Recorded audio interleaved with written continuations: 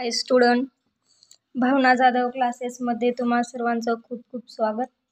तर बघा, जे विद्यार्थी मुक्त विद्यापीठातून शिक्षण घेत आहेत तर त्यांच्यासाठी एक प्रोजेक्ट सांगितला असेल तुम्हाला लिहायला, म्हणजेच काही प्रश्न दिले असतील त्याचे आन्सर तुम्हाला लिहून एक प्रोजेक्ट वही तयार करून द्यायची असेल कॉलेजमध्ये।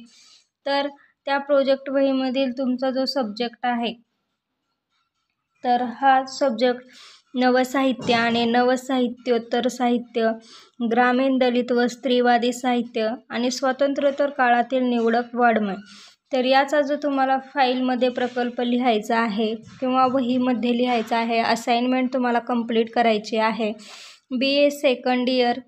तर यामधील तुम्हाला कशा पद्धतीने लिहायचं आहे मी आज तुम्हाला ती असाइनमेंट दाखवणार आहे। कोणते प्रश्न आहेत, कशा पद्धतीने लिहिलं पाहिजेत। त्याआधी तुम्ही चॅनलवर नवीन असाल तर चॅनलला सबस्क्राईब करा। तुम्हाला BA BCom तसेच 12th तर याचे पूर्ण स्वाध्याय व्हिडिओ, असाइनमेंट व्हिडिओ, प्रकल्प व्हिडिओ सर्व काही तुम्हाला या चॅनलवरती भेटून जाईल। तर त्यासाठी चॅनलला सबस्क्राईब करा, बेल आयकॉनला प्रेस करा, जेणेकरून यापुढील येणाऱ्या नवीन व्हिडिओचे नोटिफिकेशन तुम्हाला सर्वात आधी भेटत राहील। त्यामुळे तुम्ही माझा कोणताही व्हिडिओ मिस करणार नाही।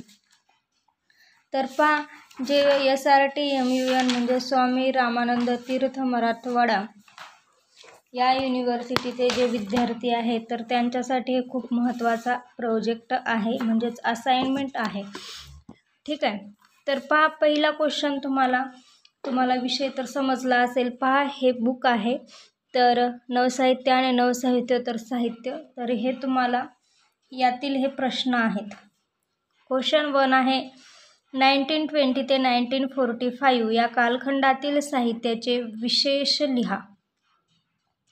तर पहा, हे जे काही साहित्य आहे तर ह्याचे विशेष तुम्हाला लिहायचं आहे। आता ही असाइनमेंट आहे त्यामुळे मी काही वाचत बसणार नाही, तुम्हाला फक्त एक दाखवत आहे की तुम्ही कशा पद्धतीने लिहिलं पाहिजे।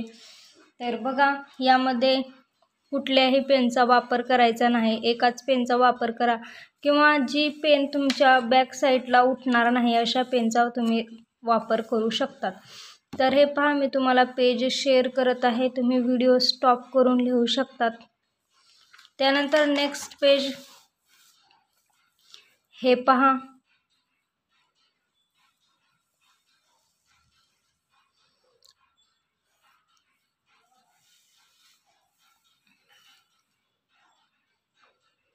तर जे फर्स्ट इयरमध्ये विद्यार्थी आहेत त्यांच्या पण मी अपलोड केलेले आहेत। ही आहे second year, BA second year. त्यानंतर सेकंड क्वेश्चन आहे अस्तित्वात म्हणजे काय। तर याचं तुम्हाला आन्सर हे लिहायचं आहे।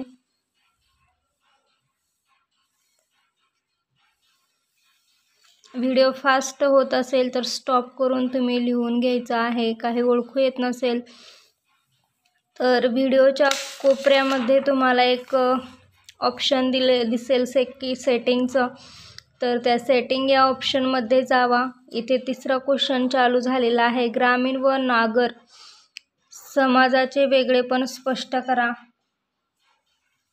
नागर काय असतं तर हे तुम्हाला स्पष्ट करायचं आहे व्यवस्थित अशा पद्धतीने, स्वच्छ सुंदर अक्षरामध्ये। तर कोपऱ्यामध्ये सेटिंगचा ऑप्शन आहे, त्या ऑप्शनवर क्लिक करा। तिथे जाऊन क्वालिटी, हायर क्वालिटी हा ऑप्शन चूज करा, म्हणजेच तुमचा व्हिडिओची क्वालिटी ही क्लिअर दिसेल।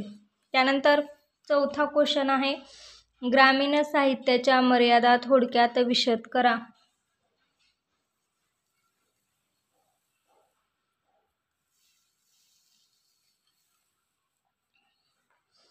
तर अशा पद्धतीने तुम्हाला हे लिहायचं आहे।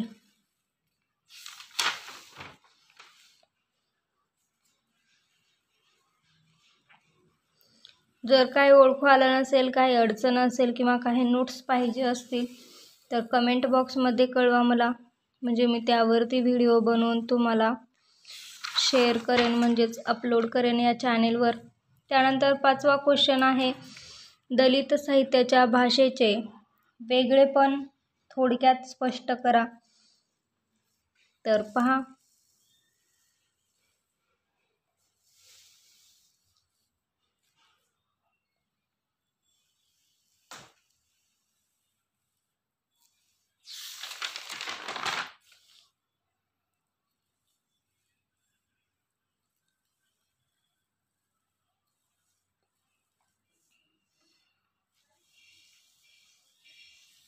तर एकूण तुम्हाला 5 प्रश्न दिले जातील.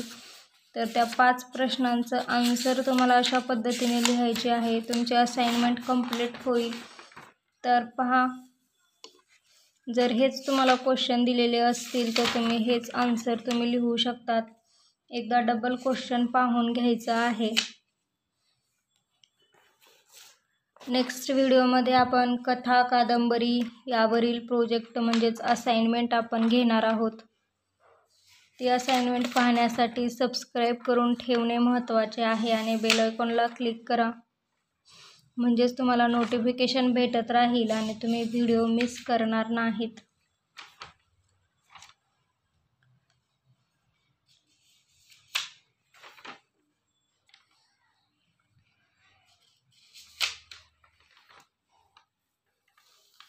हे पहा, अशा पद्धतीने पूर्ण तुम्हाला लिहिणे हे कंपल्सरी आहे.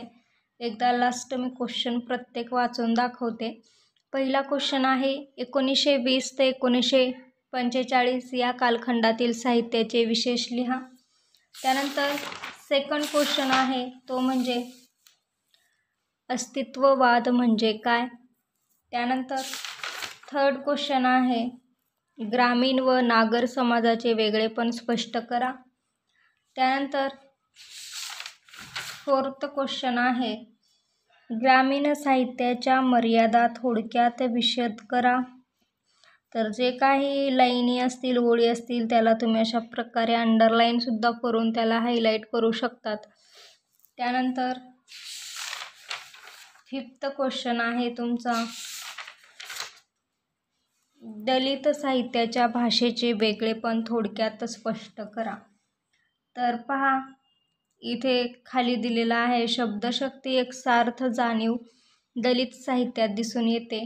यासाठी वामन निंबाळकरांची शब्द ही कविता उदाहरणादाखल अभ्यासावी.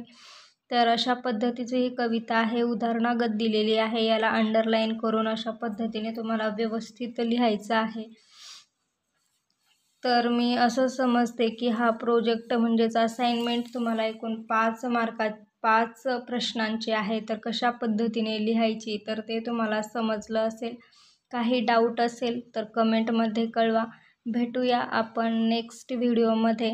कथा कादंबरी याचा प्रकल्प तुम्हाला कसा लिहायचा आहे, म्हणजेच तीसुद्धा एक प्रकारे असाइनमेंटच आहे. तर तो व्हिडिओ पाहण्यासाठी सबस्क्राईब केलं नसेल तर सबस्क्राईब करा. भेटूया आपण नेक्स्ट व्हिडिओमध्ये. तोपर्यंत धन्यवाद.